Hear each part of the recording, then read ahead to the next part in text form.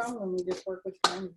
Hello, my name is Jacquie, and my last name is Foss. My name sign is JK.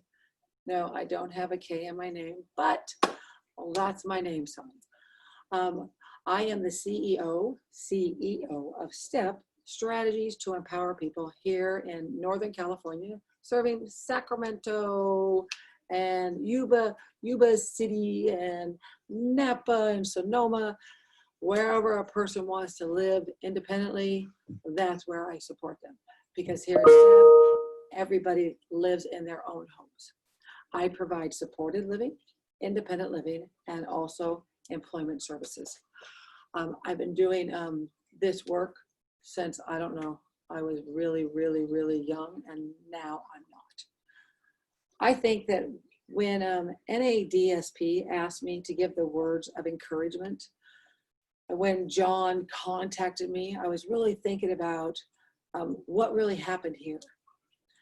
So many things changed so fast for the people we support and for the people that we employ.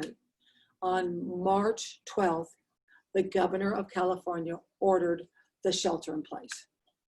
That was a moment that was like, boom, you had to change everything you knew, everything you did. You had to make sure that you could still support every individual. And for me, my biggest concern was, how will the direct support professional respond? What will they do? And you know what you did?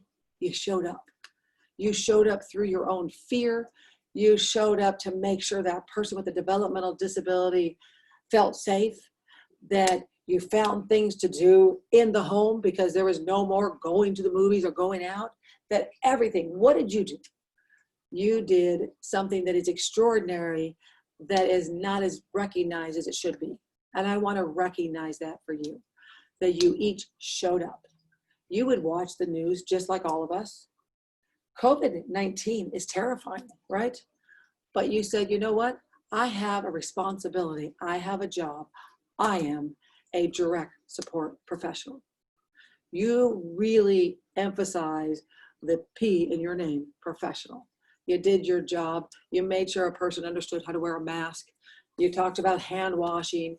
You helped individuals know about social distancing. It did not mean that you cannot be social. You just have to be distant. So many things you had to learn, and you have done so with just extraordinary skill. So I just want to say thank you for that, and for you to take 1 minute to recognize your own strength, that you did that. And then we watched 2020, this year that has caused so much change. We watched what happened after George Floyd was murdered. We saw that on TV. All of us were terrified and just in shock that that could happen. And what did we say? You know what? No more. We're not going to be quiet. We're not going to say nothing. We must, as a community, stand together and say, Black Lives Matter. It's always been true, but we need to now say, things have to change now. I couldn't say, as my position as a CEO, that I want you to fight for the quality of life of a person with a developmental disability if I didn't say I wanted to fight with you to make sure you felt safe, that you could go out in your community and feel safe. If we could not stand together, then who are we? So I'm really proud to stand with you, to fight with you, to make sure there's a recognition of what you're going through, that your community, your culture is being impacted in a way that is just not acceptable ever. So when my employees asked about recognizing Juneteenth, that is something here at STEP, we've decided to make that a paid holiday next year, because I had to listen. You listened to me when I asked you to show up, and now I had to learn to listen to you when you said, this is important to me. So I just want to really thank you for everything you've done, everything you continue to do. I'm talking about, this is about the STEP experience, but I know this is a national experience that each one of you have stood up and shown up. So thank you for being you. Let's continue on, and let's pray that 2020 is over and 2021 brings some new experiences, and that we can look back at 2020 and said, wow, we survived that.